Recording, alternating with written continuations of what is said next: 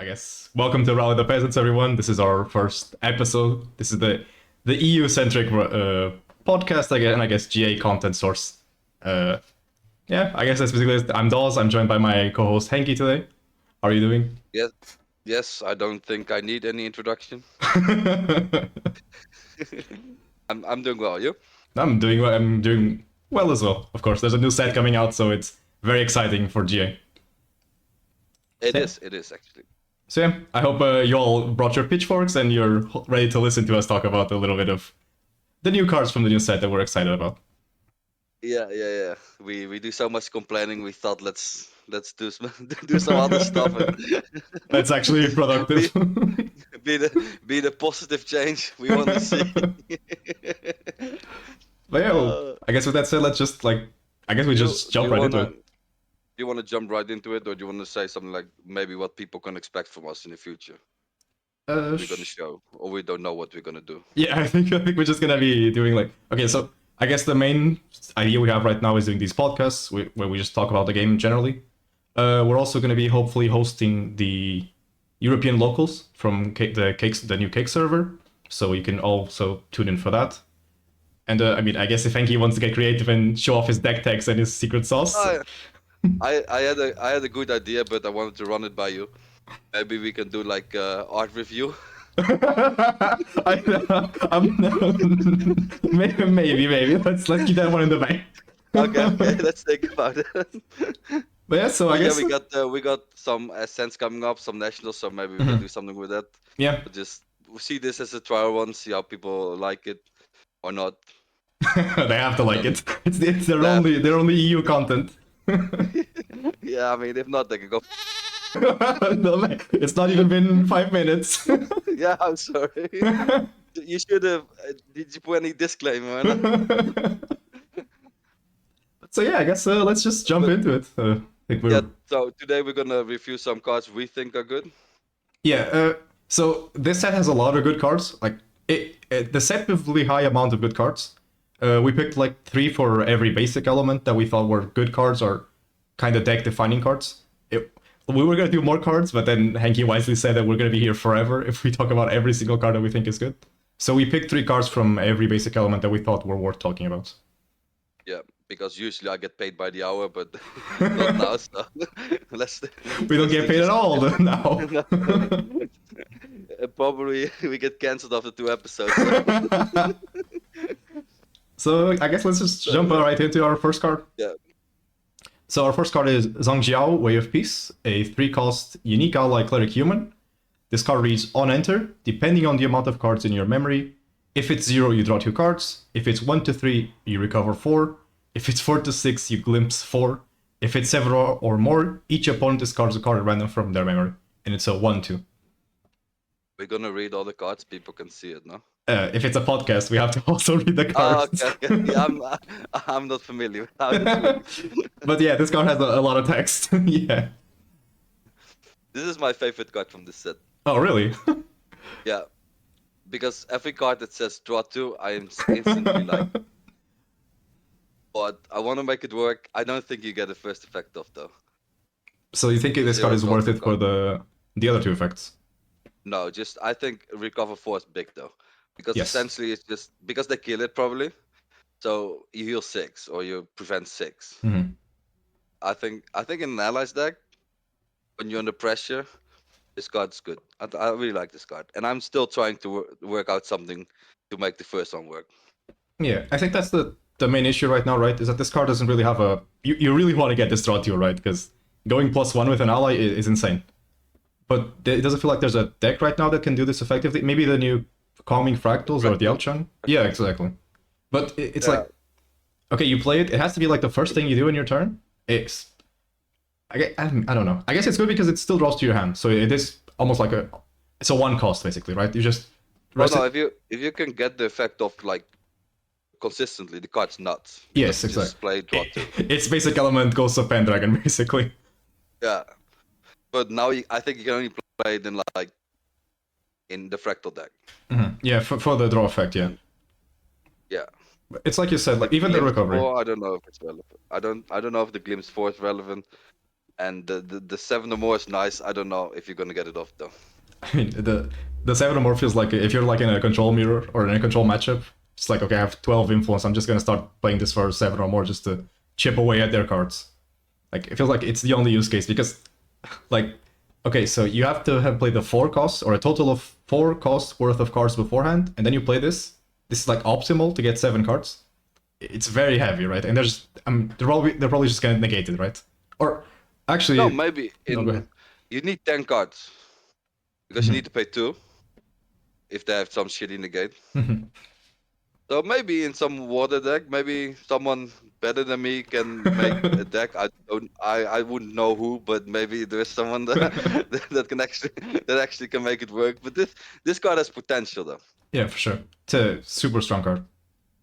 But I mean, we could go on about this card for like a long time because it has a ton of text. Even as you said, like the recover part, it's really annoying. Like when I was playing against the Trunky testing out new decks, he just kept playing this for recover 4 and bouncing it back. It bought him so much time. Like it's a really strong and versatile card. Recover 4 is big. It's like when people play the recover 4 floating. Yeah, it's so annoying. You get them to like 8 and you're like, okay, I need to do like 11 more or something. This idiot dies in 2 turns or something, and then they go like fast. You have to do 4 more. Annoying. Yeah, for sure. Well, I guess let's just move on to our next card because I think we've exhausted a lot about this one. This is one that Henkie picked, Kingdom's Divide, which I'm very curious to hear about your opinions about this card. This has potential because it has floating. Because this is like in decks like Merlin that go to level 3 or something. I don't know. Usually the level 2+ is not so good because you want to go Dungeon Guide to the 3, so the floating is. But in Merlin or something, it might be good because you can. Oh, I had a question actually because I'm not very good at rules. Can you like? Can you name like champions with this and then it costs 2 more? They don't because this says activate, not play. Okay, no, then maybe it sucks. It's still good because if you know, if you know that, like I was super curious why you picked this card because it's like this card to me reads like okay, like garbage kinda, right? Like I guess against combo decks it's just like 1 cost and you stall their turn, right? If you're playing like I guess Rye, but Rye is irrelevant. It can be good. But it can be. It has potential as well. That's why I like it, because it can be good. Just to if you know they're gonna have some card and you will want to lock them out of using that card, then you can, and it has float. So everything with float is interesting. Sure, that's fair enough. But yeah, I like plus. Going. That's the thing that the card it's like Retold Fortune, I guess. Or I guess when Merlin started playing with Retold Fortune, they kind of understood why float 2 is like not the best. Like even Merlin, which is probably the only deck that can use it effectively, kind of struggles at using the float. And as you said, like you just want a Dungeon Guide. You can slow them down and get float. So I don't know. I don't know if it's good, but I think it has potential. I just look at cards. I think this might be interesting, and this looks interesting to me. But maybe it's just like there's so many cards that look interesting, like. In the previous in Mercurial Heart, you had like the kingdom that says imbue 3, you get a power cell. Oh yeah. That looked really strong to me. So I immediately start building decks with it, and then it's just shit.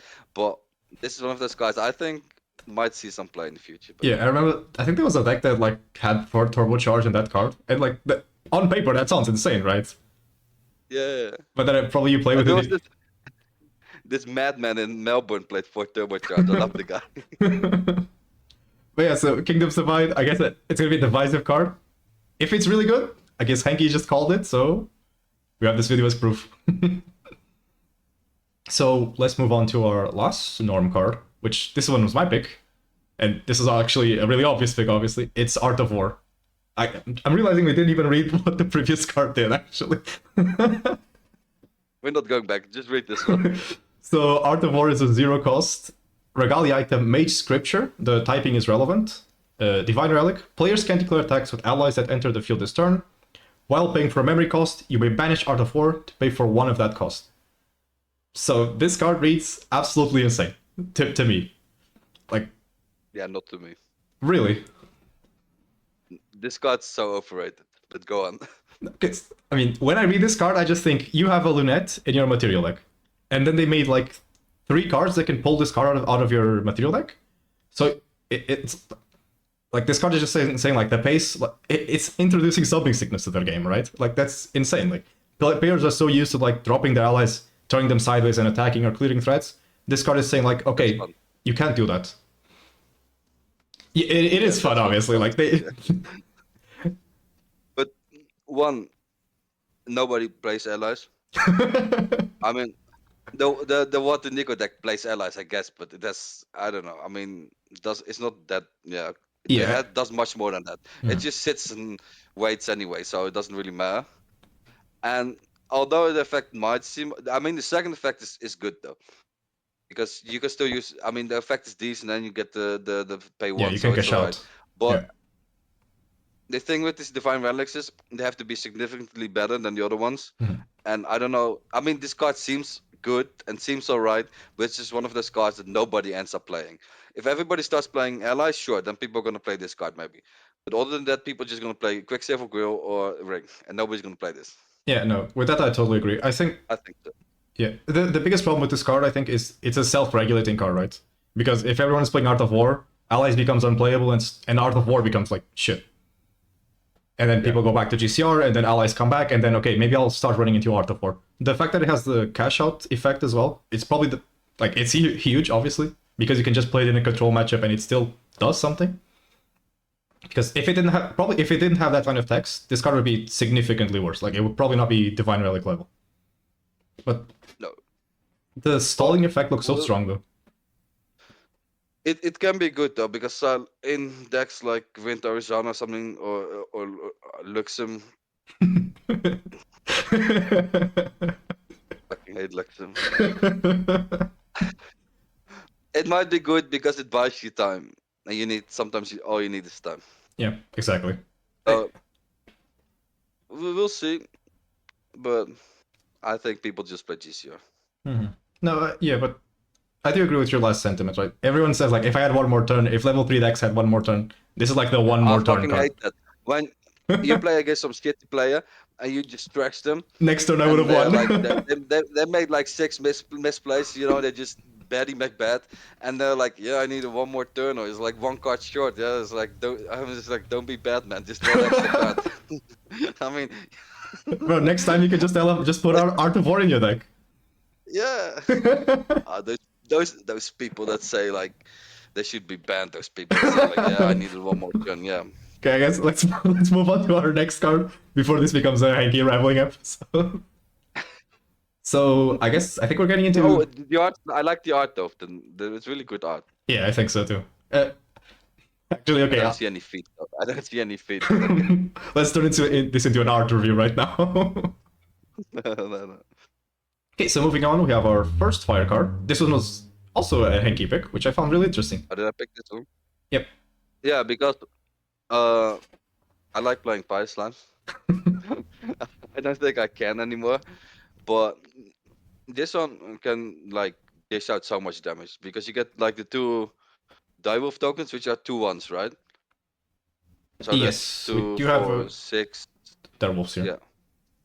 So those are 3, 6, 8. That's 8 damage just for playing the card. Right? This makes one token. Oh, it makes 1?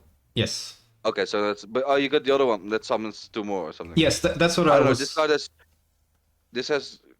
huge burst potential. Plus, it's a fire card. You played in Sylvie probably. So I love this card. I mean, yeah, you can just. This is like you need like slimes or Sylvie fire needs a new path, and this might be one of the ways to go. I mean, it's interesting. I'm gonna test this. That's interesting because if I were to pick like one of the Direwolf cards, I think the other one is better because you play both in fire slimes. Oh, and whatever. Yeah, in aggro, actually, it's weird because this card has Pride 2 as well, so it's not very like fitting for aggro, right? The other card is. Oh, but you level. I mean, if you play some fire slime deck, you want to go to level 3, so you just level, play this, do 10 damage, and then just kill him with the storm slime. I mean, if you have the other one, it's because 11 damage. That's pretty good actually. It's Yeah, what, 6? it's just a lot of burst damage, and it doesn't really cost that much. And if you play this on level 1, it's a 3/4. I mean, you get the beast, you get the draw. It has so much potential. It can do so much damage. Mm-hmm. And because people now, they're just with Baby Gray ban. People are like, what should I play instead of Baby Gray? Well, you shouldn't play something instead of Baby Gray. I played Clumsies. It fucking sucked.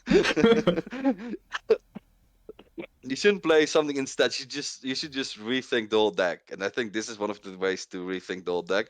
I think it might be interesting. I mean, that's interesting because even if I guess if you rethink the deck now, you could just play like in case the new Baby Gray sucks. It's like okay, I have the deck thought, so I don't need to think about what the new Baby Gray does. So the new Baby Gray is going to be out in 3 months. Yeah, exactly. So I'm not gonna wait 3 months. I thought you meant that as in like it's like little time, not that it's a lot of time. It's 3 months. You know how much things can happen in 3 months? I mean, I know. I know we can go from Razor Gale to what was next? Like Icebound Slime meta, and then Arizona meta, and our Water Allies meta. Like it's just like this previous season, I think was like a perfect example of what can happen in 3 months. What was the name of the last set? The what, sorry? Mortal Ambition. That's Yes, sucks, yeah. It just went all over the place. Yes, like ban. Errata, ban. It's so funny how they ban Icebound Slam and nothing changed. Yeah, water is still tier 1. But I guess let's move on to our next card because we're just talking about the game more generally. This one is my favorite card from the set. Fireball Flourish, which is making me realize again that we didn't read the previous card either. It's a try run. Read this one. I'll remind you next time. 2-cost Fantasia Cleric spell, which reads class bonus at the beginning of your collection, deal 1 damage to target champion, and then it has the outchant bonus. At the beginning of your end phase, I should say, if your influence is 4 or less, draw a card into your memory and put a Glimmer counter on your champion. So this card to me is like reads insane. Like it's deck defining to me for the outchant, because you can just play this aggro shell. You just drop your Fire Bloom Flourishes, and then you just like keep like throwing spells at them. It's just like take 5, draw back, and then if you draw something good into your memory, you just okay, now I'm gonna do it on your turn, take 4, and then you just do it again, like until the game's over. I've been told by some guy who apparently is very good. At least he thinks he's very good. I'm not gonna say his name. That the cleric deck burn deck might be really good. I can see the potential. To me, I like drawing cards, so when I read memory of 4 or less, I'm tuning out. No, but then I mean, your champion lets you use the card, so drawing into memory is fine. Because but you have to. Yeah, sure, but you still have only like in your turn. What you're gonna play 1 card, no? Because you're gonna have like, or maybe you do. Yeah, I mean, I think that it's all the burn cards they released. It's insane. Yeah, and this probably yeah. It's you said deck defining. Yes, which this is. I mean, this is the card. Everything. Yeah, but yeah, okay, yeah. You build it around. Yeah, okay, fair enough. Yeah, I mean, this creates an entire new deck. Yes, because exactly. we had the Fire Zen deck, which is awful to play against. And this is gonna be like 2.0 version, I think. Yeah, this might be really good. I think we're gonna see a bunch of these in Seattle. Yes, I think this is the deck that people are gonna like. Like this is the first deck that most people are probably gonna try and play. I mean, the deck obviously has weaknesses. You have very low influence, so water you get kind of washed by water, because they can freely negate. You get washed by water. Yeah. I mean, that was a free one. Yeah. But then I guess if they just go shield, like if they go fall down to try and negate your stuff, then you have your free fireball, which is like there's another card that she has that makes it deal 4 damage if they have 4 or more cards in memory, I think. So you're still punishing them, and not to mention that they're going permanently -1, while they're only going minus temporarily, because you're still going to be reloading. So I think it's going to be like a very like this deck seems fun, but I think it's going to be extremely unfun to play against, because it reads very like oppressive. If people are gonna play this, like, are you gonna have a bunch of mirrors? I don't know if that's gonna be very fun. The thing is that even with the mirror, there's like the other. Actually, that segues it nicely into our next card, which is Searing Rebuke. I love this card. A 2 cost, Cleric spell reaction that says prevent the next 3 damage that will be dealt to your champion this turn. Whenever damage is prevented this way, deal 3 damage to target champion you don't control. So this is the card that breaks the mirror, basically. This card is good in general because if it just had to prevent 3 damage, it would be okay. And I would prefer it deals 3 more, and you can do like stuff like clumsy, deal 3 damage, and then you yeah, and you take 3 damage. Yeah. Yeah. One left. Yeah. No, this good. Yeah. Yeah. Honestly, I wasn't very high on this card because, I mean, okay, I guess I was hyper focused on the Outchan version of the deck. This card reads insane for Arisana, by the way, because it's a deck that deals self damage in a lot of instances. Because like you play Farm Bloom Tender, and then you play Slash and Burn. Your Slash and Burn is now dealing 9 damage, and then your Tender is also dealing 3 damage. Like that's a lot of burst, like out of nowhere. In the Outchan, it's harder to set up these instances. I've seen people say that you can like Fractal with Sparks yourself to convert 1 damage into 3 damage, which I mean, it's interesting, but I think this card is going to be more applied like in the Outchan specifically for mirrors, right? Because when their Fire Bloom triggers, you just Searing Rebuke, and now they take 9 damage or up to 9 damage. That's backbreaking, and I believe it's a force trigger as well from a. Yeah, exactly. This is a force trigger from Fire Bloom Flourish. What's a forced trigger? It means it has to happen. Like a. Oh, okay, like mandatory. Yes, exactly. It's they are gonna have to deal 1 damage. I guess they could deal that 1 damage to themselves to stop to play around it, but you still got your damage out. Yeah, this card is crazy. I think we're gonna see a lot of these. Yeah. Yeah, for sure. I think first week or first couple of weeks it's gonna be absolute hell because you're gonna have to play against all these fire decks. Especially in the early format, people are just gonna play these fire aggro shit. Like yes, they always do. Exactly.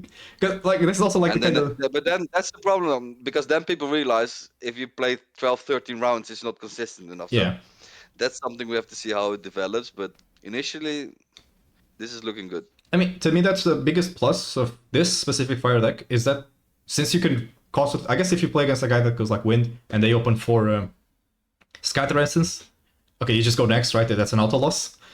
But in most scenarios, the other one is the Fantasia, right? Yes, so exactly. Yeah, if you're playing against like a deck that has Fantasia removal and you go like, okay, I open Fire Bloom, awesome. You drop it onto the field, they instantly break it. You're like, I'm losing this game. It's not happening.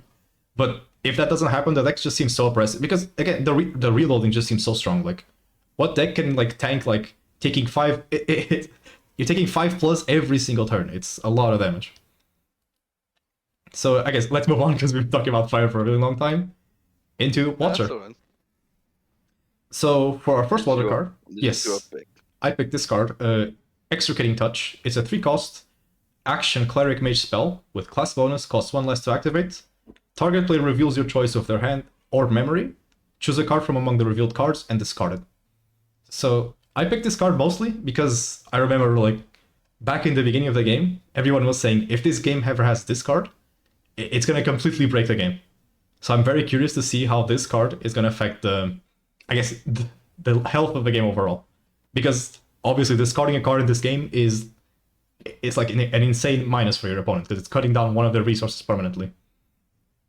This card, you do have to make a decision in this case, which is their hand or their memory. So there's a little bit of mind games. Like they could, normally what people do is they tuck the cards that they want to keep in their hand, right? Because if they want to materialize something, they don't want to randomly lose it. In this case, you can just be like, okay, I'm going to call your bluff. I know you kept probably like, let's say you're playing against, like this guy needs to go like Frostborn Paladin next turn or fracturize their power cell or something. I know you have it in your hand. I'm just going to touch it and it's gone. It's still good for them in this case because they get the floating memory. I know you have it in your hand. I'm just gonna touch it. Yeah, the touching. I don't know, man. I don't know if I want to be associated with you. If you're gonna say stuff like that. But again, a question though. No. I mean, if you choose hand, can they just not respond to put the hand down? No, because choosing is. Wait. No, I think choosing. I believe with this card, choosing is on resolution. Like you declare the player when you activate it, but you only choose hand or memory when the card resolves. Okay.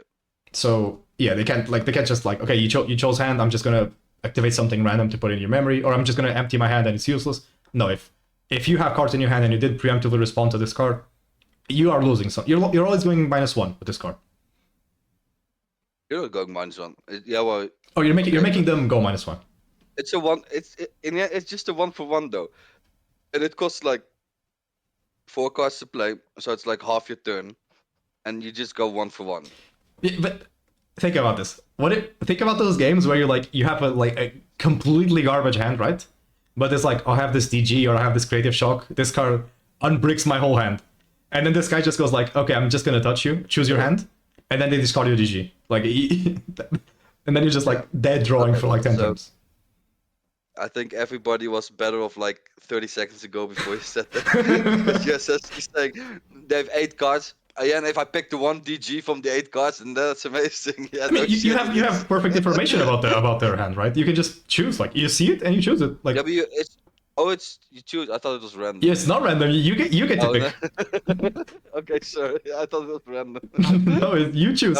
No, then it's better. Yes. Yeah. Never mind. I mean, honestly, my dream scenario is just former Yugi. The dream scenario is you're playing against Luxem. You know that they're gonna put like their Luxem sites and they're like your dream scenario is to play against Luxem. Yes, because in this case now you can just get rid of all those assaults like permanently. But they get the effect though, right? Because they reveal. Oh yes, but whatever, it's gone. I don't care. Like I take 2 damage now, you lose your like Weaver's Assault forever. That's fine by me. I thought it was random, so you're gonna cut this out. But okay, then it's probably all right. Still, I don't know if. But the thing is though, we got so many new cards, and space is so tight in most decks, in all the new decks, I think. So I don't know if I would play this. Maybe like 1 or 2, because it is a strong effect. But yeah, maybe inside, because in water like mirrors, this card reads like really crazy, right? Because if they're banking out that 1 stratagem or burst asunder now, like you just get it out. Yeah, but then yeah. I don't know. It's just it reads like, again. My main gripe with this card is that the first thing that people said when they saw this game was this card is going to be broke. This card, the concept is going to be broken, and this is like the first pure discard card we have, which I find really interesting. No, we have that little guy. Oh, Gawain? Gawain, yeah. Oh, but to me, this is like Gawain on crack. But nobody plays Gawain though. I mean, I have seen some players play Gawain in mirrors. There's some random guy from the Netherlands that plays but think about it, like that one guy that hits you with Gawain once and gets rid of your perfect card, and you're like, I hate this one guy, I hate this guy. True, Also, but do you know how often I just because I always just put my DGs down and just gamble that they don't pick it when I level up, and then they do, and then I just stop deck another one, and then I show it. I was like, yeah, I'm just that good. You're just better. But yeah, this card, I if you can choose, yeah, okay. I think card's good. I don't know if people are gonna play it. Next.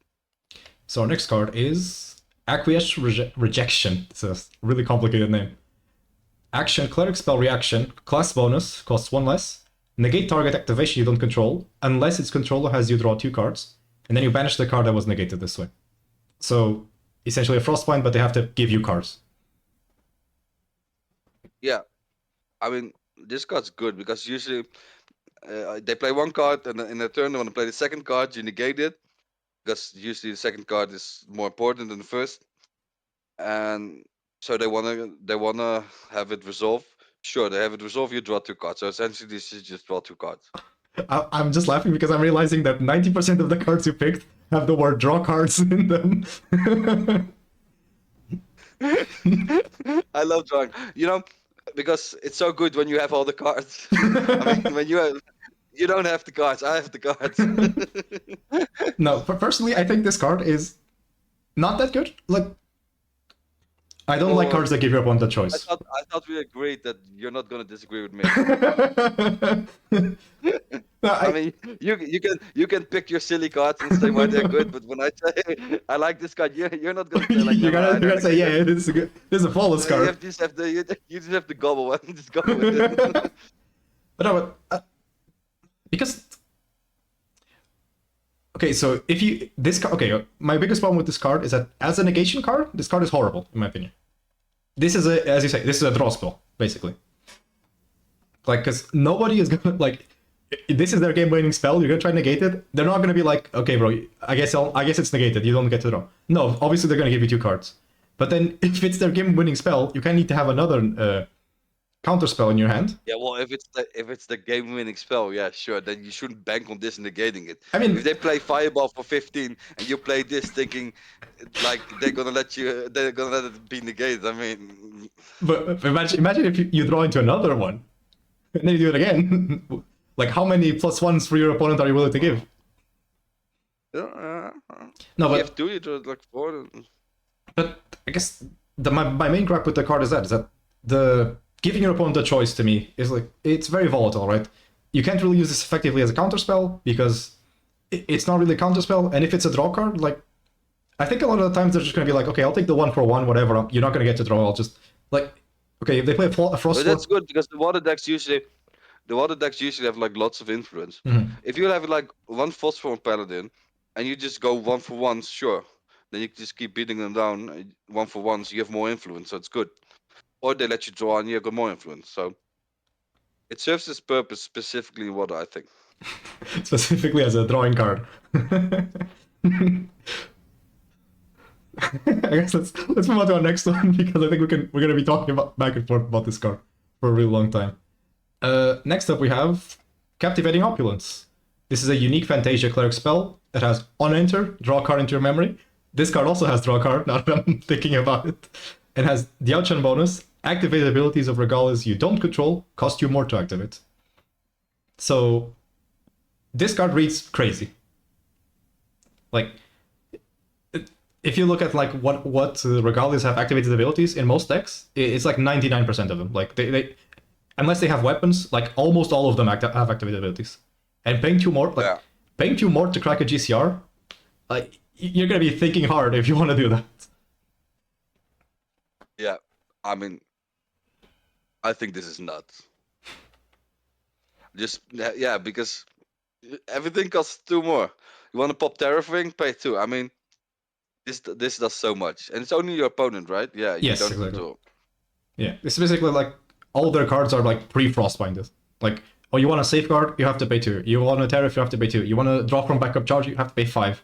Like, if you get this out early, And on top, and if nothing else, it just draws you a card. Yes, exactly. It refreshes itself. Like I think that's like the craziest part about this card is that if you start with it, you can just like drop it. It's gonna draw a card, whatever. They just level up, and your opponent has this constant like effect on them. Yeah. Like I think it's nuts. there's another card from the set that I like, which I know that you don't like, which is the Pangolin from Guojia that stops them from using materializing 0 cost cards. I think that card is also no. That card is also like that card is also kind of cracked. Like, think about how many cards in your material deck cost 0, and like you can play 0, like none of them. But yeah, I guess let's see. I see you're giving me the nod of this guy's an idiot. But yeah, so there's not really much to talk about this card. This card just reads insane, and I mean, I think we agree that this card is just like you're gonna play against this card. It's gonna be the worst game you've ever played in your life, and you're gonna be like, I have to get 4 copies of this card right now to do it to the next person. So yeah, and that does it for our water cards. If you want financial advice, buy this card. I would buy Firebloom as well. Like that card also. If that card is cheap, it's gonna be like a backup charge situation. It's like €2 now, 30 euros. I don't take financial advice from my hope. how's my sound? Is it still working? It's perfectly fine. So moving on, we have our win cards. So our first win card is, and probably one of our first allies, I guess, if you don't count the Direwolf. Fleetfoot Philly, a 3-cost wind Tamer Animal Horse. Whenever a player suppresses an object, you put a buff counter on this card, basically. And it's a 2/2. Can I just say I love the art of this card? Is that why you picked it? No, I think this might be interesting because there's so many new suppress cards, right? Mhm. So I think the 2/2 stat line is just annoying because 2/3, you know, you want 2/3, not 2/2. But with all the suppress stuff, and it says suppress is an object, right? Yeah. And it doesn't have to be you; you also can be opponent. Yeah, it's with any I player. think this might have some. I think somebody might make a deck that actually where this is actually good. This might be not so good right now, but at some point this might be cracked. Because you can, if you can, like, you play it, if they don't get rid of it, you just suppress two things or whatever. You zap for the opponent, they can't kill it. It's a 3/3, and then it makes it 4/4, and then so on, so on, so on. I don't know. I think this might be good. It's some deck. This card reminds me a lot of I like. the other cat from Mortal Ambition, right? The one that grows every time you play an animal. Like they feel like very comparable cards. The cat. Yeah, a wild growth feline. I think it's basically it's a 1/1 for 2 that just gets +1/+1 every time you like these cards. Yeah, feel... you had like a deck. Some Randy played it. I mean, I think it got fairly high, like 40 something. Yeah, exactly. So it has potential, right? And this is kind of the same. So I see potential in this. Yeah, I mean today I was like building up the Byaku deck and I was realizing like there's a 0 cost like suppress card like now, like that's gonna be extremely. And most of the suppress cards now they suppress everything. Right? It's not like the Kree where it's like only allies or what was the other one? There's another card that's like only stuff you control. These new cards they suppress everything. So this can get out of hand really fast. Like if they attack into it and you suppress their card and now they have basically a useless attacker and you have a 3/3, you can just trade into them positively. Like, and this just keeps getting bigger. It's really annoying. My biggest gripe currently though with these like go tall decks is that like the other deck that was introduced in this set is a deck that's basically just spam removal. So if you're gonna go like bank your horse and then they just put like 4 wither counters on it, it's like, man, do I really want to keep this horse that bad? I don't know what to think about the wither counter though. I think the deck lacks. I mean, they made another interesting deck, and then they gave us some shitty Terra cards. Yes, Kongming deserves more. I mean, I know I saw you picked one of the Terra cards, which reads interesting, and I hope I'm wrong, but Terra just seems lackluster to some of the other ones. But then again, we don't know how to build advanced element decks, right? So that is actually. I mean, have you read Natural Order? It's probably the most broken card you've ever read in your life. You just don't know how to use it. Which one? There's like the new 10 cost Kongming card. That's like you nuke your whole influence, and you put your preserved cards into your memory. Oh no, I have not read that card. That card is horrible. Like that card is just terrible. Let's move on, I guess, to our next card. This is a card that I picked, and this was a card that got me really excited to build the Win Guajia deck. It's Besiege Fatestone. This is a 6 cost item that says on enter, materialize the card from your material deck, and then it has like flavor text. Like the rest of the text is irrelevant. The most important part, like I'm joking, it has Guajia bonus. You pay 6 and you rest it to transform it into its backside. The ability costs 2 less for every card you've materialized this turn. And the backside is Daunting Panda, which is a 3/4 with Vigor. So it's actually semi-decent second effect. I mean, this card, like having an object-based like Besiege in a deck that's literally like just trying to suppress a ton of stuff, to me sounds like absolutely crazy.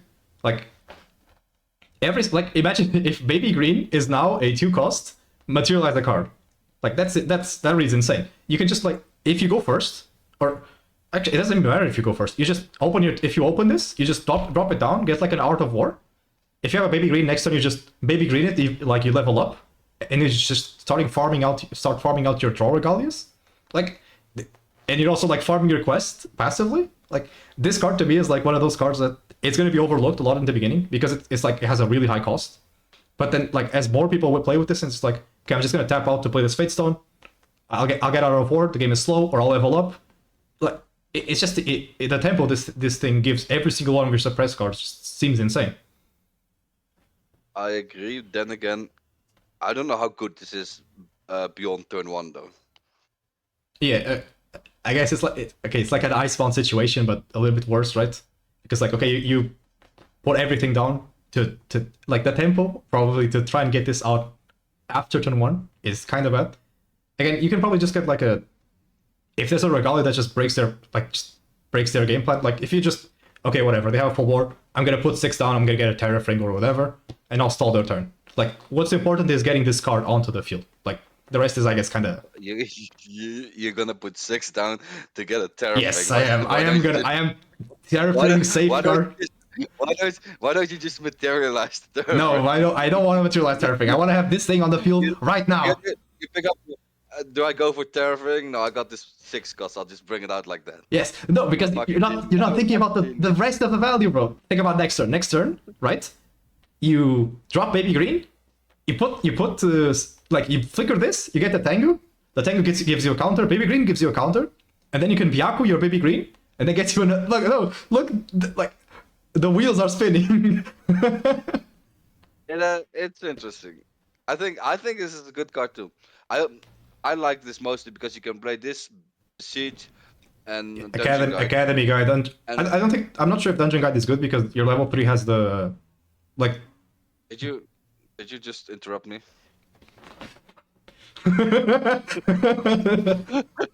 No, go ahead.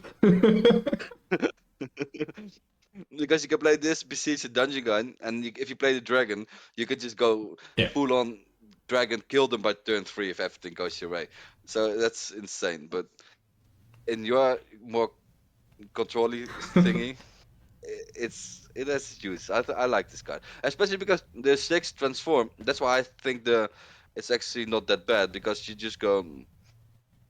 I think you can activate this for 2 like often, and even if it's 4, you still get a 3/4 for 4, so it's not that bad. It doesn't cost you any cards because it comes from something else. Uh-huh.